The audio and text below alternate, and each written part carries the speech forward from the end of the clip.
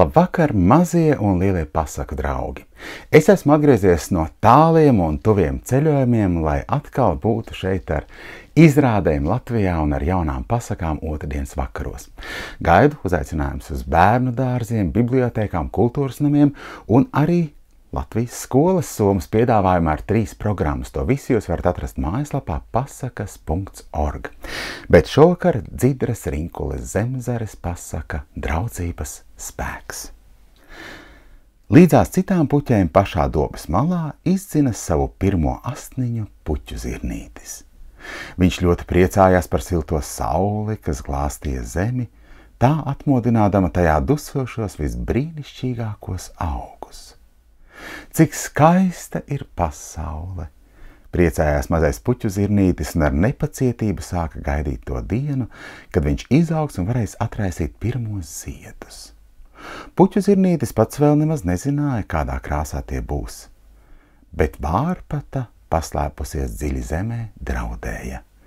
Vai tu tāds nieka knēvelis domā izaugt garāks par mani un uzziedēt? Nekā nebūs! Vārpata ātri sazēla un ar savu biezo ceru aizēnoja puķu zirnīša maigās lapiņas. Drīz vien puķu zirnītis sauli nemaz vairs nespēja saskatīt. Redzi nu, smējās ļaunā vārpata. Tā tu iznīksi, un neviens pat nezinās, ka tu esi bijis pasaulē. Cik briesmīgi! Izmisa puķu zirnītis. Vai tiešām es nekad vairs neredzēšu mīļo sauli un man būs jāmirst neuzziedējušam? Te līdzās puķu zirnītim ierunājās kāda klusa, laipna balss. Nebēdājies neko, puķu zirnīt, gan tu vēl uzziedēsi, tikai atbalsties pret mani, es tev palīdzēšu izrauties ārā no vārpatas kuplā cera. Runātāja bija saulgrieze. Arī viņa vēl nebija izaugusi, tomēr tās lapas jau bija lielas un platas, un kāds stingri turējās zemē.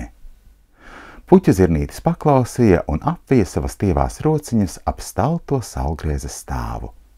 Ar katru dienu saulgrieze auga augumā, bet kopā ar viņu stiepās arī puķu zirnītis. Drīz vien tie abi jau bija pārauguši visas citas puķes. Tad kādu dienu saulgrieze atraisīja brīnišķīgu dzeltenu ziedu. Tas bija tik liels un košs, ka pirmajā mirklī puķu zirnītis to noturēja par pašu sauli.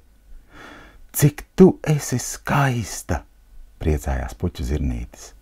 Arī tu esi skaists, sirsnīgi sacīja saulgrieze. Tiešām, arī puķu zirnītis bija sācis ziedēt. Kā mazi zīda taureņi viņa zariņos sārtojās ziedi, un cik saldi tie smaržoja. No malu malām salaidās saulgrieze apsveikt bites un taureņi. Viņi visi priecājās par tās krāšņumu un ne tikai par to vien. Viņi abrīnoja arī mazo puķu zirnīti, kas tagad droši pacēlies pretī saulei un sakuplojas košos ziedos. Bet vārpata vai slāpa nostājas dusmām ložņādama turpat pie puķu zirnīša kājām.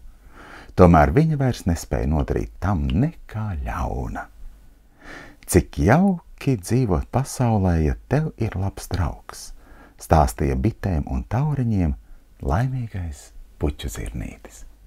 Lai jums arī apkārt daudz labu draugu, bet šajā vakarā tas viss. Ar labu nakti!